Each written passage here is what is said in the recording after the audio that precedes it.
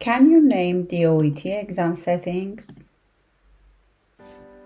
Emergency department, hospital ward or hospital outpatients, home visits, community health center, day clinic, private clinic, or suburban clinic. Hi everyone! If you're preparing for the OET, understanding the different settings you'll face is key to your success. In this video, I'll quickly break down the most common OET settings so you know what to expect.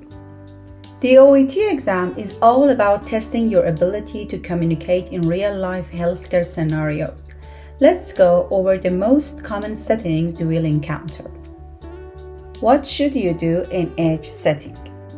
In emergency department, you must focus on quick decision-making, clear, urgent communication, and also you'll need to gather information rapidly.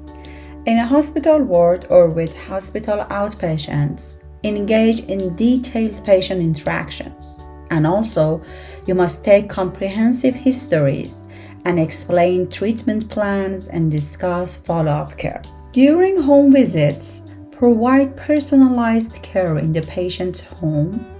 Then you must show empathy and respect and communicate clearly with both the patient and their family. In a community health center, you must focus on preventive care and managing chronic conditions. Also, you should offer advice, patient education, and more importantly, you must support to diverse population.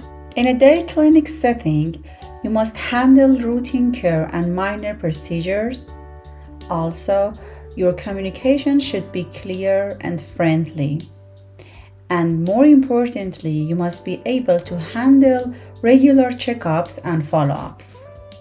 In a private or suburban clinic settings, you must build rapport with repeat patients. More importantly, you must provide personalized care and also address ongoing health concerns and ensure consistent, supportive interactions. Now it's your turn. Please answer this question. Which OET setting requires the most urgent and clear communication?